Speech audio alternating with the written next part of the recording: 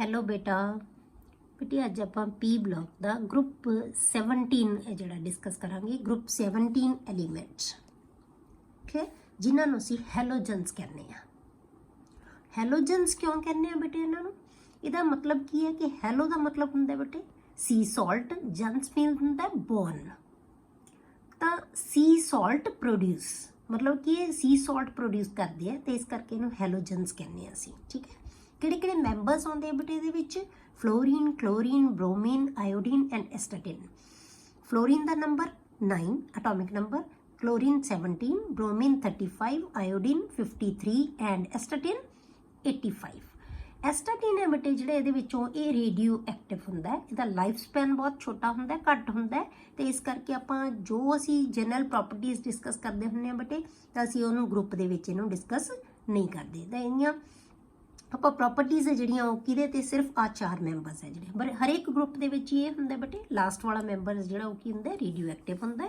इस करके इन प्रॉपर्टीज़ आप सारिया ये 4 मैंबर्स नाल ही कंसर्नड होंगे clear these are known as halogens तो आप की क्या सॉल्ट प्रोड्यूस करते हैं तो इस करके इन्होंने आप कहने halogens halogens are highly reactive non metallic elements ये बहुत ज़्यादा रिएक्टिव नॉन मैटेलिक एलीमेंट्स होंगे बेटे क्यों होंगे है क्योंकि नॉन मैटेलिक क्यों कहने असी इन्हों क्योंकि इन्हों के कोल इलैक्ट्रॉन को लूज करने की टेंडेंसी बिल्कुल नहीं होंगी तो ये की होंगे नॉन मतलब मैटेलिक करैक्टर नहीं होंगे इन्होंने इस करके नॉन मैटेलिक है हाईली रिएक्टिव क्यों होंगे बेटे क्योंकि इन्हों के जोड़ा वैलेंस शैल है वो 7 इलैक्ट्रॉन्स होंगे है तो अपना ऑक्टेट कंप्लीट करने लिए इन्होंने सिर्फ एक इलैक्ट्रॉन चाहिए होंगे तो बहुत ईजीली वो अर्ज होंगी है कि इलैक्ट्रॉन को गेन करने की तो इस करके ज़्यादा रिएक्टिव होंगे है ठीक है तो astatine is a radioactive element ये पहले दसता अकरेंस की है बेटे fluorine is present mainly as insoluble fluorides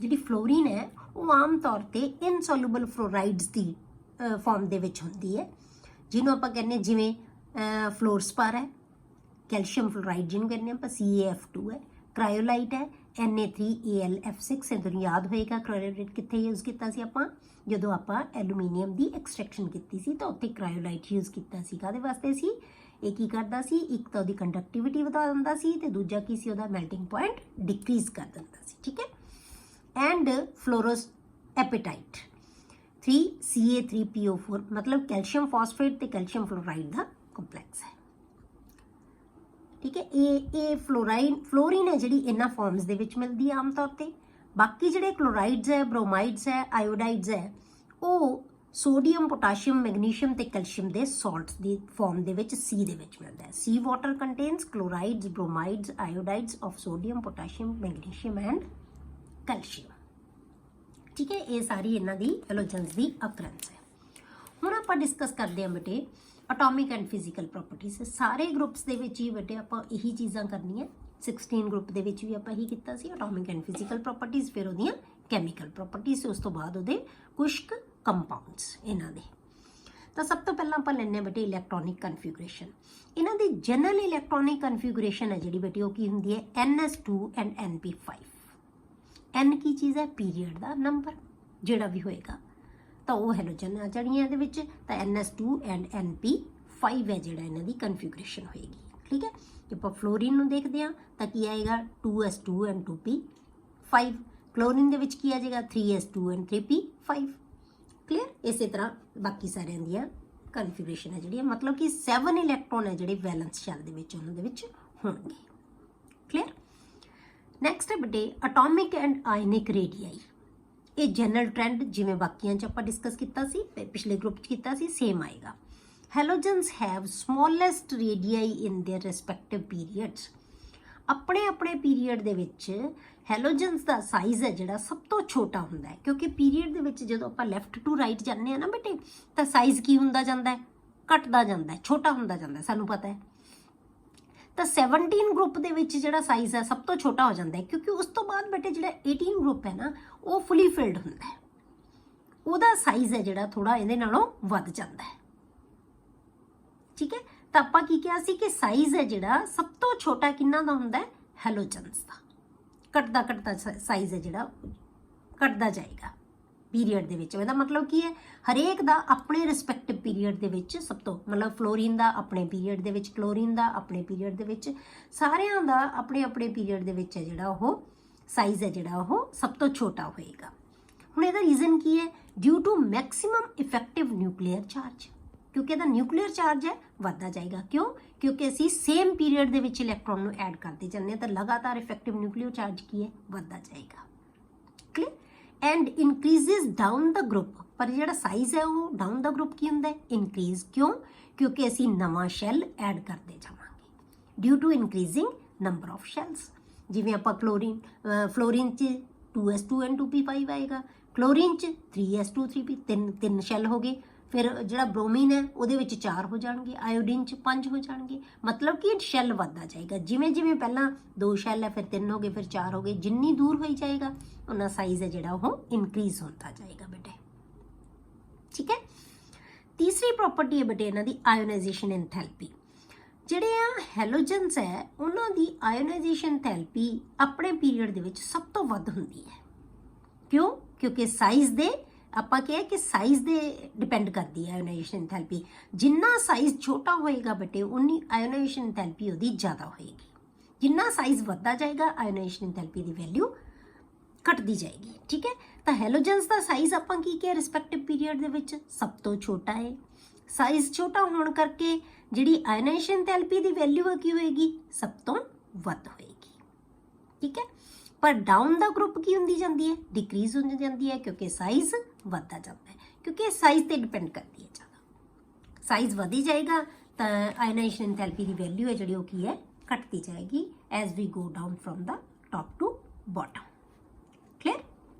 ਮਤਲਬ ਫਲੋਰੀਨ ਟੂ ਜਦੋਂ ਅਸੀਂ ਆਇਓਡੀਨ ਜਾਂਦੇ ਹਾਂ ਤਾਂ ਜਿਹੜੀ ਆਇਓਨਾਈਜੇਸ਼ਨ ਐਂਥੈਲਪੀ ਦੀ ਵੈਲਿਊ ਆ ਉਹ ਡਿਕਰੀਜ਼ ਹੁੰਦੀ ਜਾਂਦੀ ਹੈ। ਸਭ ਤੋਂ ਘੱਟ ਆਇਓਨਾਈਜੇਸ਼ਨ ਐਂਥੈਲਪੀ ਕਿਹਨੂੰ ਚਾਹੀਦੀ ਹੈ, ਕਿਹਦੇ ਲਈ ਚਾਹੀਦੀ ਹੈ, ਆਇਓਡੀਨ ਲਈ। ਕਲੀਅਰ? ਉਸ ਤੋਂ ਬਾਅਦ ਆਇਓਟੇ ਹੁਣ ਇਹਦੇ ਚ ਐਕਸੈਪਸ਼ਨ ਆਉਂਦੀ ਹੈ ਇੱਕ, however the negative electron gain enthalpy. Fourth ਜਿਹੜੀ ਪ੍ਰੋਪਰਟੀ ਹੋ ਗਈ ਹੈ electron gain enthalpy. Halogens have maximum electron gain enthalpy in the corresponding period. ਆਪਣੇ ਪੀਰੀਅਡ ਦੇ ਵਿੱਚ ਹੈਲੋਜਨਸ ਦੀ ਇਲੈਕਟ੍ਰੋਨ ਗੇਨ ਐਂਥੈਲਪੀ ਹੈ ਜਿਹੜੀ ਉਹ ਕੀ ਹੈ, ਸਭ ਤੋਂ ਵੱਧ ਨੈਗੇਟਿਵ ਹੁੰਦੀ ਹੈ। ਨੈਗੇਟਿਵ ਦਾ ਮਤਲਬ ਕਿ ਜਦੋਂ ਅਸੀਂ ਇਲੈਕਟ੍ਰੋਨ ਐਡ ਕਰਦੇ ਹਾਂ ਤਾਂ ਐਂਥੈਲਪੀ ਰਿਲੀਜ਼ ਹੁੰਦੀ ਹੈ ਬੇਟੇ, ਉਹਨੂੰ ਅਸੀਂ ਨੈਗੇਟਿਵ ਵੈਲਿਊ ਕਹਾਂਗੇ। ਤਾਂ ਸਭ ਤੋਂ ਵੱਧ ਨੈਗੇਟਿਵ ਵੈਲਿਊ ਹੈ ਜਿਹੜੀ ਉਹ ਕੀ ਹੋਏਗੀ, ਹੈਲੋਜਨਸ ਦੀ ਹੁੰਦੀ ਹੈ। ਮਤਲਬ ਕਿ ਬਹੁਤ ਈਜ਼ੀਲੀ ਇਲੈਕਟ੍ਰੋਨ ਨੂੰ ਇਹ ਗੇਨ ਕਰ ਲੈਂਦੇ ਹੈ, ਨੈਗੇਟਿਵ ਵੈਲਿਊ ਸਭ ਤੋਂ ਜ਼ਿਆਦਾ ਹੋਏਗੀ। ਪਰ ਜਦੋਂ ਅਸੀਂ ਡਾਊਨ ਦਾ ਗਰੁੱਪ ਜਾਂਦੇ ਹਾਂ ਬੇਟੇ, ਗਰੁੱਪ ਦੇ ਵਿੱਚ ਦੇਖੀਏ ਤਾਂ ਇਲੈਕਟ੍ਰੋਨ ਗੇਨ ਐਂਥੈਲਪੀ ਦੀ ਵੈਲਿਊ ਕੀ ਹੈ, ਡਿਕਰੀਜ਼ ਹੁੰਦੀ ਜਾਂਦੀ ਹੈ, ਘਟਦੀ ਜਾਂਦੀ ਹੈ। ਬਿਕੋਜ਼ ਦਾ ਇੱਥੇ ਇਹਨਾਂ ਦੀ ਜਿਹੜੀ ਜ਼ਿਆਦਾ ਕਿਉਂ ਹੁੰਦੀ ਹੈ ਬੇਟੇ, ਰੀਜ਼ਨ ਕੀ ਹੈ, because atoms of these elements have only 1 electron less than the stable noble gas configuration. ਆਪਣੇ ਨੀਅਰੈਸਟ ਨੋਬਲ ਗੈਸ ਕਨਫਿਗਰੇਸ਼ਨ ਨਾਲੋਂ ਸਿਰਫ ਇਹਨਾਂ ਕੋਲ 1 ਇਲੈਕਟ੍ਰੋਨ ਦੀ ਕਮੀ ਹੁੰਦੀ ਹੈ ਬੇਟੇ। ਤਾਂ ਇਸ ਕਰਕੇ ਬਹੁਤ ਈਜ਼ੀਲੀ ਇਹ ਇਲੈਕਟ੍ਰੋਨ ਨੂੰ ਗੇਨ ਕਰਦੀ ਹੈ। ਇਸ ਕਰਕੇ ਇਲੈਕਟ੍ਰੋਨ ਗੇਨ ਐਂਥੈਲਪੀ ਦੀ ਵੈਲਿਊ ਨੈਗੇਟਿਵ ਜ਼ਿਆਦਾ ਹੁੰਦੀ ਹੈ ਇਹਨਾਂ ਦੀ। ਕਿਉਂਕਿ ਜਦੋਂ ਆਪਾਂ ਇਲੈਕਟ੍ਰੋਨ ਗੇਨ ਐਂਥੈਲਪੀ ਕਹਿੰਦੇ ਆ ਨਾ ਬੇਟੇ, ਤਾਂ ਆਪਾਂ 1 'ਚ ਵੀ ਪੜ੍ਹਿਆ ਸੀ, ਤਾਂ ਇਹਨੂੰ ਆਪਾਂ ਅੰਡਰਸਟੂਡ ਹੈ ਇਹ ਕਿ ਨੈਗੇਟਿਵ ਵੈਲਿਊ ਮੰਨਾਂਗੇ ਅਸੀਂ ਉਹਨੂੰ, ਨੈਗੇਟਿਵ ਵੈਲਿਊ। ਤਾਂ ਜਿੱਥੇ ਵੀ ਅਸੀਂ ਇਲੈਕਟ੍ਰੋਨ ਗੇਨ ਐਂਥੈਲਪੀ ਕਹਤਾ ਇਹਦਾ ਮਤਲਬ ਉਹਦੀ ਨੈਗੇਟਿਵ ਵੈਲਿਊ ਲੈ ਰਹੇ ਹਾਂ ਅਸੀਂ। ਤਾਂ ਆਪਾਂ ਇਨਕਰੀਜ਼ ਕਰ ਰਹੀ ਹੈ ਵੈਲਿਊ ਤਾਂ ਇਹਦਾ ਮਤਲਬ ਨੈਗੇਟਿਵ ਵੈਲਿਊ ਇਨਕਰੀਜ਼ ਕਰ ਰਹੀ ਹੈ।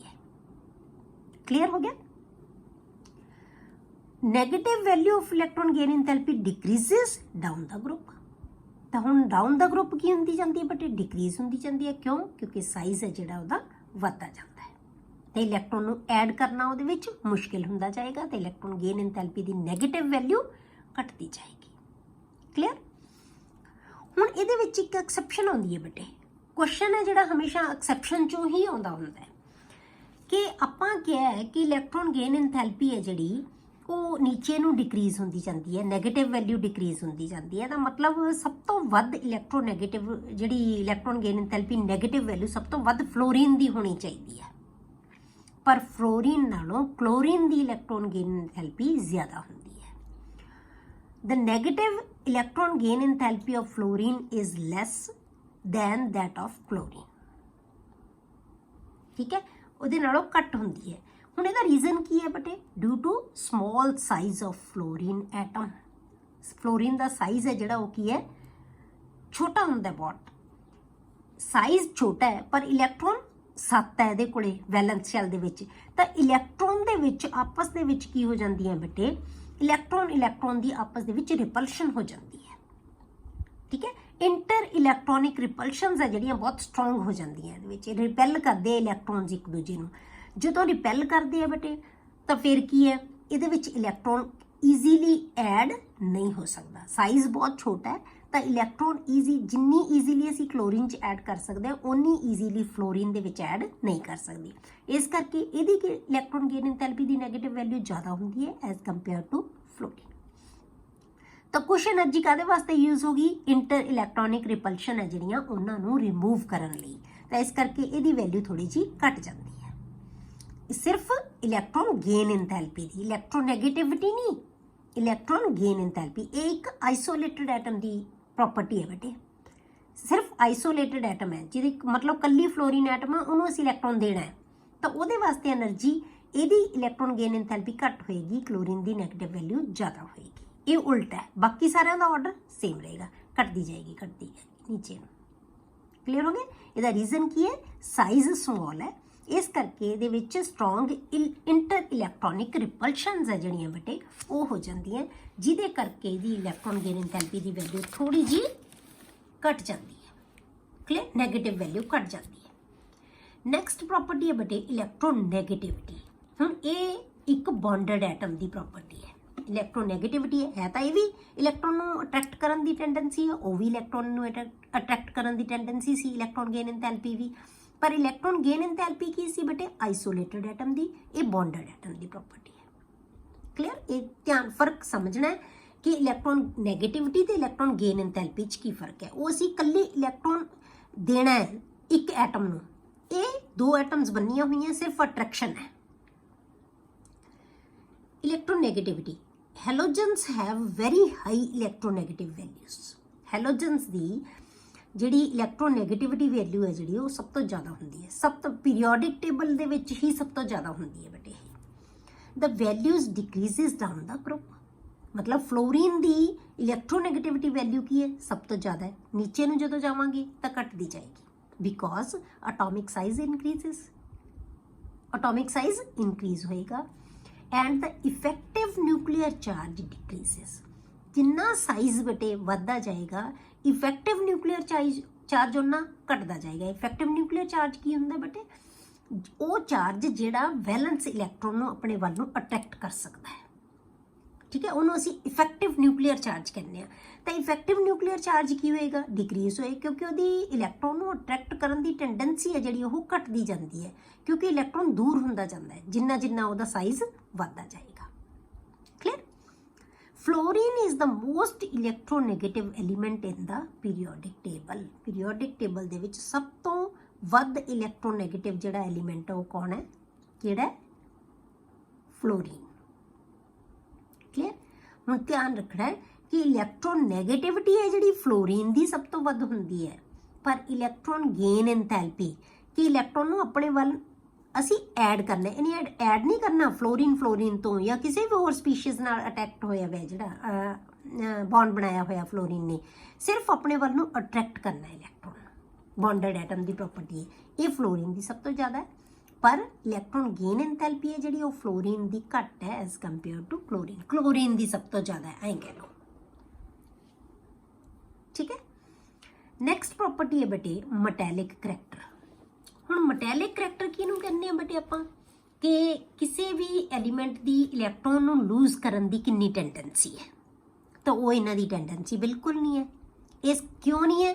ਕਿਉਂਕਿ ਇਹਨਾਂ ਦੀ ਜਿਹੜੀ ਆਇਓਨਾਈਜੇਸ਼ਨ ਐਂਥੈਲਪੀ ਹੈ ਉਹ ਕੀ ਹੈ ਬੇਟੇ? ਸਭ ਤੋਂ ਜ਼ਿਆਦਾ ਹੈ ਆਪਣੇ ਜਿਹੜੇ ਰਿਸਪੈਕਟਿਵ ਪੀਰੀਅਡ ਦੇ ਵਿੱਚ। ਤੇ ਇਸ ਕਰਕੇ ਇਹ ਕੀ ਹੈ? ਨੌਨ ਮੈਟਲਸ ਹੁੰਦੀ ਹੈ। ਮੈਟੈਲਿਕ ਕਰੈਕਟਰ ਇਹਨਾਂ ਦੇ ਵਿੱਚ ਨਹੀਂ ਹੁੰਦਾ। Due to very high ionization enthalpies, halogens are non-metals. Halogens है वो की है बेटे? Non-metals है। The non-metallic character decreases down the group. तो ਆਪਾਂ ਪਹਿਲਾਂ ਵੀ ਪੜਿਆ ਹੋਇਆ ਹੈ ਕਿ metallic character ਹਮੇਸ਼ਾ ਜਿਹੜਾ ਗਰੁੱਪ ਦੇ ਵਿੱਚ ਕੀ ਹੁੰਦਾ ਹੈ? ਇਨਕਰੀਜ਼ ਹੁੰਦਾ ਹੈ। ਇਹਦਾ ਮਤਲਬ नॉन मैटैलिक करैक्टर डिक्रीज हो जाएगा तो मैटैलिक करैक्टर है जिहड़ा वो इंक्रीज होता जाएगा। ठीक है, मतलब कि फ्लोरीन क्लोरीन जिहड़ा ब्रोमीन आयोडीन इन्हां दे विच मैटैलिक करैक्टर थोड़ा थोड़ा इंक्रीज होता जाता है, मतलब नॉन मैटैलिक करैक्टर डिक्रीज होता जाता है। आयोडीन शोज सम मैटैलिक करैक्टर, मतलब आयोडीन है जिहड़ा आयोडीन तक पहुँच के उहदे विच कुछ क मैटैलिक करैक्टर है जिहड़ा वो आ जाता है। As it can form I positive by loss of electron, मतलब आई पॉजिटिव भी बना सकता है। तो जे आई पॉजिटिव जी स्पीशीज़ बना सकती है पॉजिटिव का मतलब इलैक्ट्रॉन लूज कर सकते हैं। जी स्पीशीज़ इलैक्ट्रॉन लूज कर सकती है वो कोल मैटैलिक करैक्टर होंदा है, मैटल्स कहने असीं उन्हां नूं। ठीक है, पर बहुत थोड़ी टेंडेंसी होंदी है, पर थोड़ी है इहदे विच कि ये लूज कर सकता है। तो इस करके कुछ करैक्टर है जिहड़ा आयोडीन दे विच मैटैलिक होंदा है, बाकी सारे की है नॉन मैटल्स। नैक्सट है बेटे कलर। सारे हैलोजन्स है बेटे एक कलर्ड होंगे, ये चो भी बहुत बार क्वेश्चन आता है थोड़ा कि वाई हैलोजन्स आर कलर्ड। सारे हैलोजन्स है वो की है कलर्ड होंगे। All halogens are coloured because their molecules absorb radiations from visible light for excitation of electrons. ਆਪਾਂ ਨੂੰ पता है कलर कोई चीज़ किवें दिंदी है कि कोई चीज़ एब्जॉर्ब कर लैंदी है लाइट, तो ਜਿਹੜੀ ਕੰਪਲੀਮੈਂਟਰੀ ਕਲਰ ਹੁੰਦਾ ਬੇਟੇ ਉਹਦਾ ਜਿਹੜੀ એનર્ਜੀ ਉਹ ਅਮਿਟ ਕਰਦਾ ਨਾ ਉਹ ਸਾਡੀਆਂ ਆਈਜ਼ ਦੇ ਵਿੱਚ ਪੈਂਦੀ ਹੈ ਤੇ ਉਹ ਸਾਨੂੰ ਕਲਰ ਨਜ਼ਰ ਆਉਂਦਾ ਹੈ। ਤਾਂ ਹੁਣ ਇੱਥੇ ਕੀ ਹੈ ਕਿ ਇਹ ਜਿਹੜਾ ਇਲੈਕਟ੍ਰੋਨ ਦੀ ਐਕਸਾਈਟੇਸ਼ਨ ਵਾਸਤੇ ਜਿਹੜੀ એનર્ਜੀ ਐਬਜ਼ੌਰਬ ਕਰਦੇ ਆ ਉਹ ਵਿਜ਼ੀਬਲ ਲਾਈਟ ਚੋਂ ਕਰਦੇ ਆ, ਕਿਉਂਕਿ ਅਸੀਂ ਦੇਖ ਹੀ ਸਿਰਫ ਉਹੀ ਰੇਂਜ ਸਕਦੇ ਹਾਂ ਜਿਹੜੀ ਵਿਜ਼ੀਬਲ ਰੇਂਜ ਦੇ ਵਿੱਚ ਆਉਂਦੇ ਆ। ਠੀਕ ਹੈ, ਤਾਂ ਵਿਜ਼ੀਬਲ ਲਾਈਟ ਦੇ ਵਿੱਚੋਂ ਇਹ ਰੇਡੀਏਸ਼ਨਸ ਅਮਿਟ ਜਿਹੜੇ ਐਬਜ਼ੌਰਬ ਕਰਦੇ ਆ ਫਾਰ ਐਕਸਾਈਟੇਸ਼ਨ ਆਫ ਇਲੈਕਟ੍ਰੋਨ। पर सानू पता है कि जो इलैक्ट्रॉन एक्साइटेड स्टेट आ जाता है तो अनस्टेबल हो जाता है, फिर की होएगा वापस आने की कोशिश करेगा, जो वापस आएगा तो वही रेडिएशनस नू रिलीज़ करेगा। जो रिलीज़ करता है तो उदों जिहड़ा उहदा कलर है जिहड़ा वो आएगा। ठीक है, तो उन्होंने असीं उहदा कंप्लीमेंटरी कलर कहने आ। फ्लोरीन है बेटे जिहड़ा वो की है पेल येलो है, क्योंकि ये वास्ते ये बहुत हाई एनर्जी दी रेडिएशनस एब्जॉर्व करता है। हाई एनर्जी सब तो ज़्यादा हाई एनर्जी दियाँ ये तो है, उस तो बाद घट एनर्जी दियाँ रेडिएशनस एब्जॉर्व करनगे। जे हाई एनर्जी दी रेडिएशनस एब्जॉर्व करेगा तो यदा जिहड़ा एक कलर है किहड़ा एब्जॉर्व करता है ये वायलट लाइट, सब तो हाई एनर्जी का जिहदी फ्रीकुएंसी है जिहड़ी सब तो ज़्यादा होएगी। ठीक है, उस तो बाद की अगे क्लोरीन ग्रीनिश येलो हुंदा है, पेल येलो ग्रीन मतलब डार्क हुंदा जांदा है कलर।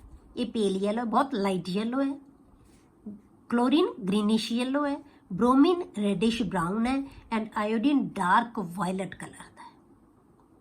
ठीक है, ये सब तो घट एनर्जी वाली रेडिएशनस नूं एब्जॉर्व करता है येलो लाइट। आप पढ़ते हैं ना विबग्योर पढ़ते हो ना तुसी, वायलट कलर सब तो जिहड़ा हैगा ਆਪਾਂ फ्रीकुएंसी है जिहड़ी ਉਹਦੀ डिक्रीज ਹੁੰਦੀ ਜਾਂਦੀ है, सब तो ਵੱਧ फ्रीकुएंसी किहदी ਹੁੰਦੀ है वायलट कलर की। वो वायलट कलर है जिहड़ा एब्जॉर्व करता है, तो जिहड़ा एमिट करेगा कलर कॉम्प्लीमेंटरी करेगा वो पेल येलो है। इसी तरह ये एब्जॉर्व येलो कलर करता है तो एमिट कलर करेगा कॉम्प्लीमेंटरी करेगा तो डार्क वायलट कलर आएगा। ठीक है, तो नीचे नूं बस तुसीं याद रखना कि सारे फ्लोरीन्स का कलर होंगे, पर नीचे नूं कलर है जिहड़ा वो डार्क होंदा जाता है। क्लियर। नैक्सट है बेटे मैल्टिंग एंड बॉइलिंग पॉइंट्स। ਹੁਣ ਇਹਨਾਂ ਮੈਲਟਿੰਗ ਪੁਆਇੰਟ ਬੋਇਲਿੰਗ ਪੁਆਇੰਟ ਕੀ ਹੁੰਦੇ ਬੇਟੇ ਹਮੇਸ਼ਾ ਹੀ ਸਾਈਜ਼ ਦੇ ਉੱਤੇ ਸਾਨੂੰ ਪਤਾ ਹੈ ਕਿ ਸਾਈਜ਼ ਦੇ ਉੱਤੇ ਡਿਪੈਂਡ ਕਰਦੇ, ਵੈਨ ਡਰ ਵਾਲ ਫੋਰਸਿਸ ਦੇ ਉੱਤੇ ਡਿਪੈਂਡ ਕਰਦੇ ਹੈ। ਕਲੀਅਰ। ਫਲੋਰੀਨ ਤੇ ਕਲੋਰੀਨ ਹੈ ਬੇਟੇ ਜਿਹੜੇ ਉਹ ਕੀ ਗੈਸਿਸ ਹੁੰਦੀਆਂ, ਬ੍ਰੋਮੀਨ ਹੈ ਜਿਹੜਾ ਉਹ ਲਿਕੁਇਡ ਹੁੰਦੀ ਹੈ ਐਂਡ ਆਇਓਡੀਨ ਹੈ ਜਿਹੜੀ ਉਹ ਕੀ ਹੈ ਸੋਲਿਡ ਹੈ। ਇਹ ਦੋ ਗੈਸਿਸ ਹੈ, ਬ੍ਰੋਮੀਨ ਲਿਕੁਇਡ ਹੈ, ਆਇਓਡੀਨ ਸੋਲਿਡ ਹੈ, ਕਿਉਂਕਿ ਸਾਨੂੰ ਪਤਾ ਹੈ ਕਿ ਨॉन ਮੈਟਲਸ ਹਮੇਸ਼ਾ ਸਾਰੀਆਂ ਸਟੇਟਸ ਦੇ ਵਿੱਚ ਐਗਜ਼ਿਸਟ ਕਰ ਸਕਦੀਆਂ ਹੁੰਦੀਆਂ। ਤਾਂ ਮੈਲਟਿੰਗ ਪੁਆਇੰਟ ਬੋਇਲਿੰਗ ਪੁਆਇੰਟ ਹੈ ਨਾ ਬੇਟੇ ਜਿਹੜੇ ਇਹਨਾਂ ਦੇ ਜਦੋਂ ਆਪਾਂ ਨੀਚੇ ਨੂੰ ਜਾਂਦੇ ਹਾਂ ਤਾਂ ਉਹ ਇਨਕਰੀਜ਼ ਹੁੰਦੇ ਜਾਂਦੇ ਆ। ਮੈਲਟਿੰਗ ਪੁਆਇੰਟ ਬੋਇਲਿੰਗ ਪਹਿਲਾਂ ਹੀ ਇੱਥੋਂ ਹੀ ਸਾਨੂੰ ਪਤਾ ਲੱਗ ਗਿਆ ਕਿ ਸੋਲਿਡ ਹੈ, ਲਿਕੁਇਡ ਹੈ, ਗੈਸ ਹੈ। ਤਾਂ ਦੂਸਰੀ ਚੀਜ਼ ਆਪਾਂ ਕੀ ਦੱਸਦੇ ਹਾਂ ਕਿ ਇਹਨਾਂ ਦਾ ਸਾਈਜ਼ ਹੈ ਜਿਹੜਾ ਉਹ ਇਨਕਰੀਜ਼ ਹੁੰਦਾ ਜਾਂਦਾ ਹੈ, ਡਾਊਨਵਰਡ ਸਾਈਜ਼ ਇਨਕਰੀਜ਼ ਹੁੰਦਾ ਜਾਂਦਾ ਹੈ। ਤਾਂ ਜਦੋਂ ਸਾਈਜ਼ ਇਨਕਰੀਜ਼ ਹੋਏਗਾ ਤਾਂ ਉਹਦੇ ਵਿੱਚ ਵੈਨ ਡਰ ਵਾਲ ਫੋਰਸਿਸ ਹੈ ਜਿਹੜੀਆਂ ਉਹ ਕੀ ਹੋਣਗੀਆਂ, ਜ਼ਿਆਦਾ ਹੋਣਗੀਆਂ। ਜਿੰਨਾ ਸਾਈਜ਼ ਵੱਡਾ ਹੋਏਗਾ ਵੈਨ ਡਰ ਵਾਲ ਫੋਰਸਿਸ ਉਨੀਆਂ ਜ਼ਿਆਦਾ ਹੋਣਗੀਆਂ। ਤਾਂ ਮੈਲਟਿੰਗ ਪੁਆਇੰਟ ਬੋਇਲਿੰਗ ਪੁਆਇੰਟ ਕੀ ਹੈ, ਉਹਨਾਂ ਫੋਰਸਿਸ ਨੂੰ ਤੋੜਨ ਵਾਸਤੇ ਜਿੰਨੀ એનર્ਜੀ ਚਾਹੀਦੀ ਹੈ, ਤਾਂ ਜਿੰਨੀਆਂ ਫੋਰਸਿਸ ਜ਼ਿਆਦਾ ਹੋਣਗੀਆਂ ਬਟੇ ਉਹਨਾਂ ਵਾਸਤੇ ਰਿਕੁਆਇਰਡ એનર્ਜੀ ਕੀ ਹੈ, ਜ਼ਿਆਦਾ ਹੋਏਗੀ। ਇਸ ਕਰਕੇ ਇਹਨਾਂ ਦੇ ਮੈਲਟਿੰਗ ਪੁਆਇੰਟ ਬੋਇਲਿੰਗ ਪੁਆਇੰਟ ਜ਼ਿਆਦਾ ਹੋਣਗੇ। ਕਲੀਅਰ। ਅੱਗੇ ਹੈ ਬਟੇ ਬੌਂਡ ਡਿਸੋਸੀਏਸ਼ਨ ਐਂਥੈਲਪੀ। ਹੁਣ ਬੌਂਡ ਡਿਸੋਸੀਏਸ਼ਨ ਐਂਥੈਲਪੀ ਅਸੀਂ ਕਿਹਨੂੰ ਕਹਿੰਦੇ ਹੁੰਦੇ ਹਾਂ ਬਟੇ, ਕਿਸੇ ਇੱਕ ਟਾਈਪ ਦੇ ਬੌਂਡ ਨੂੰ ਤੋੜਨ ਲਈ ਜਿੰਨੀ એનર્ਜੀ ਰਿਕੁਆਇਰਡ ਹੁੰਦੀ ਹੈ ਬਟੇ ਉਹਨੂੰ ਅਸੀਂ ਕਹਿੰਦੇ ਹਾਂ ਬੌਂਡ ਡਿਸੋਸੀਏਸ਼ਨ ਐਂਥੈਲਪੀ। ਮਤਲਬ ਕੋਈ ਵੀ ਬੌਂਡ ਆਪਸ 'ਚ ਬਣਿਆ ਹੋਇਆ, HH 'ਚ ਬਣਿਆ, FF 'ਚ ਬਣਿਆ, CL ਚ ਬਣਿਆ, HCl 'ਚ ਬਣਿਆ, ਜੋ ਵੀ ਬੌਂਡ ਬਣਿਆ ਹੋਇਆ ਉਹਨਾਂ ਬੌਂਡਸ ਨੂੰ ਬ੍ਰੇਕ ਕਰਨ ਲਈ ਜਿੰਨੀ એનર્ਜੀ ਚਾਹੀਦੀ ਹੈ ਉਹਨੂੰ ਕਹਿੰਦੇ ਅਸੀਂ ਬੌਂਡ ਡਿਸੋਸੀਏਸ਼ਨ ਐਂਥੈਲਪੀ। ਕਲੀਅਰ। ਹੁਣ ਹੈਲੋਜਨਸ ਦੇ ਵਿੱਚ ਜਿਹੜੀ ਬੌਂਡ ਡਿਸੋਸੀਏਸ਼ਨ ਐਂਥੈਲਪੀ ਹੈ ਨਾ ਜਿਹੜੀ ਬੇਟੇ ਉਹ ਬਹੁਤ ਘੱਟ ਹੁੰਦੀ ਹੈ ਕਿਉਂਕਿ ਇਹਨਾਂ ਦੇ ਬੌਂਡਸ ਵੀਕ ਹੁੰਦੇ ਹੈ, ਤੇ ਇਹਦੀ ਵੈਲਿਊ ਹੈ ਜਿਹੜੀ ਉਹ ਡਿਕਰੀਜ਼ ਹੁੰਦੀ ਜਾਂਦੀ ਹੈ ਡਾਊਨ ਦਾ ਗਰੁੱਪ। ਕਿਉਂ? ਕਿਉਂਕਿ ਸਾਈਜ਼ ਇਨਕਰੀਜ਼ ਹੁੰਦਾ ਜਾਂਦਾ ਹੈ। ਜਿੰਨਾ ਸਾਈਜ਼ ਇਨਕਰੀਜ਼ ਹੋਏਗਾ ਬੇਟੇ ਬੌਂਡ ਲੈਂਥ ਉਨੀ ਜ਼ਿਆਦਾ ਹੋਏਗੀ। ਜਿੰਨੀ ਬੌਂਡ ਲੈਂਥ ਜ਼ਿਆਦਾ ਹੋਏਗੀ ਉਹਨੂੰ ਤੋੜਨ ਲਈ ਉਨੀ ਘੱਟ એનર્ਜੀ ਚਾਹੀਦੀ ਹੋਏਗੀ। ਬੌਂਡ ਜਿੰਨਾ ਵੱਡਾ ਹੁੰਦਾ ਜਾਏਗਾ, ਬੌਂਡ ਲੈਂਥ ਜਿੰਨੀ ਵੱਧਦੀ ਜਾਏਗੀ, ਬੌਂਡ ਡਿਸੋਸੀਏਸ਼ਨ ਐਂਥੈਲਪੀ ਉਨੀ ਘਟਦੀ ਜਾਏਗੀ। ਠੀਕ ਹੈ, ਉਨੀ ਘਟਦੀ ਜਾਏਗੀ। ਸਾਈਜ਼ ਛੋਟਾ ਹੈ ਤਾਂ ਇਹਦੀ ਬੌਂਡ ਡਿਸੋਸੀਏਸ਼ਨ ਐਂਥੈਲਪੀ ਜ਼ਿਆਦਾ ਹੈ, ਜੇ ਸਾਈਜ਼ ਵੱਡਾ ਹੈ ਤਾਂ ਬੌਂਡ ਡਿਸੋਸੀਏਸ਼ਨ ਐਂਥੈਲਪੀ ਹੈ ਜਿਹੜੀ ਉਹ ਕੀ ਹੋਏਗੀ, ਘੱਟ ਹੋਏਗੀ। ਠੀਕ ਹੈ, ਸਾਈਜ਼ ਤੇ ਡਿਪੈਂਡ ਕਰਦੀ ਹੈ। ਤਾਂ ਡਾਊਨਵਰਡਸ ਜਦੋਂ ਅਸੀਂ ਜਾਂਦੇ ਹਾਂ ਤਾਂ ਸਾਈਜ਼ ਕੀ ਹੁੰਦਾ ਜਾਂਦਾ ਬੇਟੇ, ਇਨਕਰੀਜ਼ ਹੁੰਦਾ ਜਾਂਦਾ। ਇਸ ਕਰਕੇ ਬੌਂਡ ਡਿਸੋਸੀਏਸ਼ਨ ਐਂਥੈਲਪੀ ਕੀ ਹੋਏਗੀ, ਡਿਕਰੀਜ਼ ਹੁੰਦੀ ਜਾਏਗੀ। ਠੀਕ ਹੈ, ਪਰ ਇਹਦੇ ਵਿੱਚ ਫਿਰ ਐਕਸੈਪਸ਼ਨ ਆਉਂਦੀ ਹੈ ਇੱਕ, ਅਨਐਕਸਪੈਕਟਡਲੀ F2 has smaller bond dissociation enthalpy compared to that of chlorine. Otherwise ਆਪਾਂ ਕੀ ਕਿਹਾ, ਘਟਦੀ ਜਾਂਦੀ ਹੈ ਕਿ ਸਭ ਤੋਂ ਵੱਧ ਕਿਹਦੀ ਹੋਣੀ ਚਾਹੀਦੀ ਹੈ ਬੇਟੇ, F2। ਠੀਕ ਹੈ, F ਤੇ F ਦੇ ਵਿੱਚ ਜਿਹੜਾ ਬੌਂਡ ਬਣਿਆ ਹੋਇਆ ਹੈ ਇਹਦੀ ਬੌਂਡ ਲੈਂਥ ਸਭ ਤੋਂ ਛੋਟੀ ਹੋਏਗੀ ਕਿਉਂਕਿ ਸਾਈਜ਼ ਵੱਧਦਾ ਜਾਂਦਾ ਹੈ ਨੀਚੇ ਨੂੰ, ਤਾਂ ਬੌਂਡ ਲੈਂਥ ਵੱਧਦੀ ਜਾਏਗੀ, ਡਿਸੋਸੀਏਸ਼ਨ ਐਂਥੈਲਪੀ ਦੀ ਵੈਲਿਊ ਘਟਦੀ ਜਾਏਗੀ। ਸਭ ਤੋਂ ਵੱਧ ਬੌਂਡ ਡਿਸੋਸੀਏਸ਼ਨ ਐਂਥੈਲਪੀ F2 ਦੀ ਹੋਣੀ ਚਾਹੀਦੀ ਹੈ ਜੇ ਆਪਾਂ ਜਨਰਲ ਸੋਚੀਏ ਤਾਂ। ਠੀਕ ਹੈ, ਪਰ ਅਨਐਕਸਪੈਕਟਡਲੀ ਇਹਦੀ એનર્ਜੀ ਹੈ ਜਿਹੜੀ ਉਹ ਕੀ ਹੁੰਦੀ ਹੈ, ਘੱਟ ਹੁੰਦੀ ਹੈ ਬੇਟੇ। ਸਮਾਲਰ ਬੌਂਡ ਡਿਸੋਸੀਏਸ਼ਨ ਐਂਥੈਲਪੀ ਹੁੰਦੀ ਹੈ as compare to that of chlorine.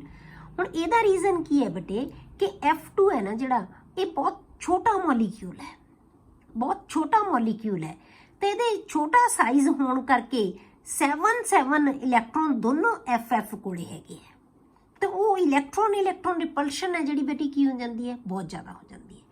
Inter electronic repulsion ਹੈ ਜਿਹੜੀ ਉਹ ਬਹੁਤ ਜ਼ਿਆਦਾ ਹੋ ਜਾਂਦੀ ਹੈ, ਰਿਪੈਲ ਕਰਦੇ ਆ ਇੱਕ ਦੂਜੇ ਨੂੰ, ਤਾਂ ਇਸ ਕਰਕੇ ਕੀ ਹੋ ਜਾਂਦੀ ਹੈ, ਬੌਂਡ ਲੈਂਥ ਵੱਧ ਜਾਂਦੀ ਹੈ। ਜਦੋਂ ਬੌਂਡ ਲੈਂਥ ਵੱਧ ਗਈ ਤਾਂ ਉਹਦੀ ਡਿਸੋਸੀਏਸ਼ਨ ਐਂਥੈਲਪੀ ਕੀ ਹੋਏਗੀ ਬੇਟੇ, ਘੱਟ ਹੋਏਗੀ। ਆਪਾਂ ਕੀ ਕਿਹਾ ਕਿ ਬੌਂਡ ਡਿਸੋਸੀਏਸ਼ਨ ਐਂਥੈਲਪੀ ਹੈ ਜਿਹੜੀ ਉਹ ਕਿਹਦੇ ਤੇ ਡਿਪੈਂਡ ਕਰਦੀ ਹੈ, ਬੌਂਡ ਲੈਂਥ ਦੇ ਉੱਤੇ ਡਿਪੈਂਡ ਕਰਦੀ ਹੈ। ਤਾਂ ਇਹਦੇ ਕਰਕੇ ਇਲੈਕਟ੍ਰੋਨ ਹੈ ਜਿਹੜੀ ਉਹ ਰਿਪਲਸ਼ਨ ਵਧਣ ਕਰਕੇ ਇਹਦੀ ਬੌਂਡ ਲੈਂਥ ਇਨਕਰੀਜ਼ ਹੋ ਜਾਏਗੀ, ਜਿਹਦੇ ਕਰਕੇ એનર્ਜੀ ਘਟ ਜਾਏਗੀ। This is due to the very small size of F2. There are large electron repulsions among the lone pairs in F2 molecule. ਸਾਰੇ ਲੋਨ ਪੇਅਰ ਤਿੰਨ ਪੇਅਰਸ ਆਫ ਇਲੈਕਟ੍ਰੋਨ ਦੋਨੋਂ F ਕੋਲ ਹੋਣਗੇ ਬੇਟੇ, ਤਾਂ ਬਹੁਤ ਜ਼ਿਆਦਾ ਇਲੈਕਟ੍ਰੋਨ ਬਹੁਤ ਨੇੜੇ ਹੋ ਗਏ ਤਾਂ ਉਹਨਾਂ 'ਚ ਰਿਪਲਸ਼ਨ ਜ਼ਿਆਦਾ ਹੋਏਗੀ। ਠੀਕ ਹੈ, which are much closer to each other than in case of chlorine. Chlorine the size ਕੀ ਹੋ ਜਾਂਦਾ ਬੇਟੇ, ਵੱਡਾ ਹੁੰਦਾ ਹੈ, ਉਹਦੇ ਤੋਂ ਦੂਰ ਹੁੰਦੇ ਆ, ਇਸ ਕਰਕੇ ਰਿਪਲਸ਼ਨਸ ਉਹਨਾਂ ਦੇ ਵਿੱਚ ਜ਼ਿਆਦਾ ਨਹੀਂ ਹੋਣਗੀਆਂ।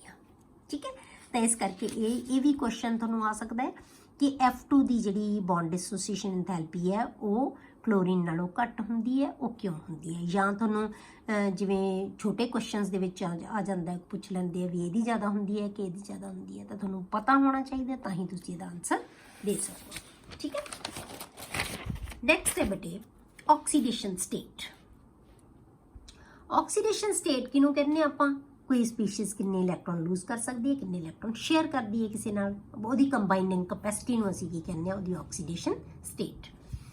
ਆਲ halogens show oxidation state of -1, ਮਤਲਬ ਕਿ ਇਲੈਕਟ੍ਰੋਨ ਨੂੰ ਇੱਕ ਨੂੰ ਗੇਨ ਕਰ ਸਕਦੇ ਆ। ਸਾਰੇ ਹੈਲੋਜਨਸ ਬਹੁਤ ਈਜ਼ੀਲੀ ਇਲੈਕਟ੍ਰੋਨ ਨੂੰ ਗੇਨ ਕਰ ਸਕਦੇ ਆ, ਤੇ ਇਹਦਾ ਮਤਲਬ ਇਹਨਾਂ ਦੀ -1 ਆਕਸੀਡੇਸ਼ਨ ਸਟੇਟ ਤਾਂ ਸਾਰੇ ਹੈਲੋਜਨਸ ਸ਼ੋ ਕਰਨਗੇ ਹੀ ਕਰਨਗੇ। ਹਾਊਐਵਰ ਕਲੋਰੀਨ, ਬ੍ਰੋਮੀਨ ਐਂਡ ਆਇਓਡੀਨ, ਸਿਰਫ ਫਲੋਰੀਨ ਨਹੀਂ, chlorine, bromine and iodine show +1, +3, +5 and +7 oxidation states also.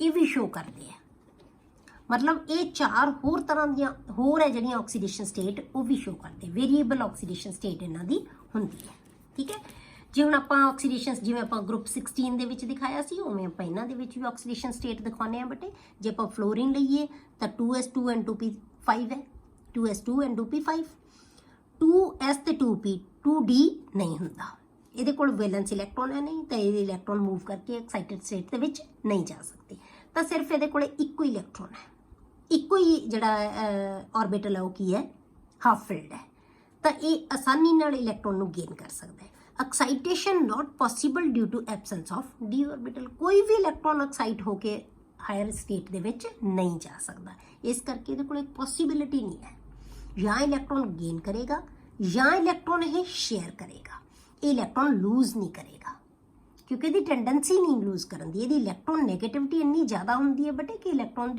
छड्ड नहीं सकता है क्लियर बाकी सारे हैलोजन्स लिए असीं की लवांगे बटे NS2 and NP5 ठीक है NS क्लोरीन वास्ते N3 हो जाएगा ब्रोमीन वास्ते 4 हो जाएगा आयोडीन वास्ते 5 हो जाएगा ठीक है तो NS2 ਤੇ NP5 है पर ਇਹਨਾਂ ਕੋਲੇ ND भी खाली ਪਿਆ ਹੈ ऑर्बिटल ND ਇਹਨਾਂ ਦਾ ਖਾਲੀ ਹੈ ਕਿਉਂਕਿ ਸ਼ੁਰੂ ਤਾਂ ਹੋ ਜਾਂਦਾ ਹੈ ਨਾ 3 ਦੇ ਵਿੱਚ ਥਰਡ ਸ਼ੈਲ ਦੇ ਵਿੱਚ ਜਾ ਕੇ 3s 3p 3d ਤੇ ਇਹਦੇ ਵਿੱਚ ਕੀ ਆ ਜਾਣਾ ਜੇ 4s 4p 4d मतलब खाली तो हैगा ही हैगा ना सब शैल तो हैगा ही है थर्ड शैल ਦੇ ਵਿੱਚ स्टार्ट हो जाता है तो इत्थों की होएगा ये इलैक्ट्रॉन ऑक्साइड हो सकते हैं सारे इलैक्ट्रॉन हुण जदों तक तो कोई इलैक्ट्रॉन ऑक्साइड नहीं होया एज इट इज़ है ਇਹਦੇ ਵਾਂਗੂ तो उदों की है 1 अनपेयर्ड इलैक्ट्रॉन है एक अनपेयर्ड इलैक्ट्रॉन जिवें ਇਹਦੀ तरह तो ये की है -1 होएगा या +1 ऑक्सीडेशन स्टेट होएगी या एक इलैक्ट्रॉन गेन कर लेगा तो -1 जाएगा या शेयर कर लेगा तो प्लस आ जाएगी ठीक है मतलब आप लूज करना ही मानते हैं ना उन्होंने तो ये की आएगा +1 आ जाएगी हम फस्ट एक्साइटेड स्टेट जो एक इलैक्ट्रॉन एक्साइट करता है इन्हें आपका एक इलैक्ट्रॉन शिफ्ट होकर इधर आ गया इतने 2 रह गया मतलब की है 3 बन गए 3 नाल शेयर करेगा तो 3 ऑक्सीडेशन स्टेट होगी 3 अनपेयर्ड इलैक्ट्रॉन्स हो गए फिर एक होर इलैक्ट्रॉन एक्साइट करता तो फिर 5 बन गए तो फिर 5 ऑक्सीडेशन स्टेट होगी 5 अनपेयर्ड इलैक्ट्रॉन हो गए फिर एस दे विचों भी इलैक्ट्रॉन एक्साइट करता तो कितने हो गए 7 इन अनपेयर्ड इलैक्ट्रॉन हो गए 7 ऑक्सीडेशन स्टेट हो गई मतलब की है कि किन्ने इलैक्ट्रॉन ऑक्साइड हो सकते हैं तो उन्नी होती ऑक्सीजन मतलब हैलोजन्स दी ऑक्सीडेशन स्टेट किन्नी हो गया -1 तो लैके +7 तक ठीक है -1 टू +7 जिवें ਆਪਾਂ 16 ग्रुप ਦੀਆਂ ਕੀ ਕੀਤੀਆਂ ਸੀ ਬੇਟੇ -2 टू +6 ਸੀ -2 टू +6 ਸੀ ठीक है ਇਹਦੇ ਚ -1 टू +7 आएगी ऑक्सीडेशन स्टेट क्लियर हुण अगे बटे कि जिहड़ी हायर ऑक्सीडेशन स्टेट है वो किन्ना दी हुंदी है the higher oxidation states are realized mainly when halogens are in combination with small and highly electronegative fluorine or and oxygen या fluorine नाल वो बने होंगे कंपाउंड या ऑक्सीजन नाल एक तो साइज छोटे है दूजी चीज़ बहुत ज़्यादा इलैक्ट्रोनैगेटिव है ठीक है तो हायर ऑक्सीडेशन स्टेट बेटे जिहड़ियां +3 है +5 है +7 है इन्हां स्टेट्स दे विच तां ही कंपाउंड बना सकदे है जे इन्हां दे नाल जिहड़ी एटम कंबाइन होएगी उहदा साइज छोटा होवे ते इलैक्ट्रोनैगेटिविटी ज़्यादा होवे तां किहदा मतलब इन्हां नाल कंबाइन होणगे इहदा साइज भी छोटा इन्हां दी इलैक्ट्रोनैगेटिविटी बहुत ज़्यादा है तां इन्हां नाल ही कंपाउंड बना सकदे है ਜਿਹੜੇ ਹੈਲੋਜਨਸ ਹੈ ਤੇ ਹੋਰ ਕਿਸੇ ਨਾਲ ਜਿਹੜੇ ਹਾਇਰ ਸਟੇਟ ਦੇ ਵਿੱਚ ਕੰਪਾਊਂਡ ਨਹੀਂ ਬਣਾਉਣਗੇ ਇਹਦਾ ਰੀਜ਼ਨ ਕੀ ਹੈ ਬਟੇ ਆਪਾਂ ਸਲਫਰ ਦੇ ਵਿੱਚ ਜਿਵੇਂ ਡਿਸਕਸ ਕੀਤਾ ਸੀਗਾ ਕਿ SF ਬਣਦਾ SH ਨਹੀਂ ਬਣਦਾ SF ਕਿਉਂ ਬਣਦਾ ਕਿਉਂਕਿ F ਦੀ ਟੈਂਡੈਂਸੀ ਹੈ ਕਿ ਉਹ ਇਹਨੂੰ ਕੰਪੈਲ ਕਰਦਾ ਹੈ ਕਿ ਇਹਦੇ ਇਲੈਕਟ੍ਰੋਨ ਐਕਸਾਈਟਡ ਸਟੇਟ ਚਲੇ ਜਾਣ मतलब कि हायर ऑक्सीडेशन स्टेट च पहुँचा दिंदा है हुण जे F इहदे नाल कंबाइन हो गया किसी भी होर हैलोजन दे नाल F कंबाइन होएगा या O कंबाइन होएगा तो उहनूं इहनूं कंपैल करेगा कि उहदे फोर्स करेगा उहनूं कि इलैक्ट्रॉन है जिहड़े ऑक्साइड हो जाण तो उहदी हायर ऑक्सीडेशन स्टेट दे विच उहनूं लै जाएगा ये आप उहदे नाल पेयर अप होण लई इन्हां इलैक्ट्रॉन नूं मजबूर कर देगा इलैक्ट्रॉन है जिहड़े वो शिफ्ट हो जाणगे अगे पर ये तां ही होणगे शिफ्ट अगे जे कोई इलैक्ट्रोनैगेटिव स्पीशीज़ इनू अप्रोच करेगी अदरवाइज नहीं होणगे ठीक है। ਤਾਂ ਕਦੋਂ ਹਾਇਰ ਆਕਸੀਡੇਸ਼ਨ ਸਟੇਟ 'ਚ ਆਉਂਦੇ ਆ, ਜਦੋਂ ਇਲੈਕਟ੍ਰੋਨੈਗੇਟਿਵ ਸਪੀਸ਼ੀਜ਼ ਹੋਵੇ ਤੇ ਸਮਾਲ ਸਾਈਜ਼ ਹੋਵੇ ਉਹਦਾ। ਕਲੀਅਰ ਹੋ ਗਿਆ ਬੇਟੇ। ਨੈਕਸਟ ਲੈਕਚਰ ਦੇ ਵਿੱਚ ਆਪਾਂ ਬੇਟੇ ਇਹਨਾਂ ਦੀਆਂ ਕੈਮੀਕਲ ਪ੍ਰੋਪਰਟੀਜ਼ ਹੈ ਜਿਹੜੀਆਂ ਉਹ ਡਿਸਕਸ ਕਰਾਂਗੇ।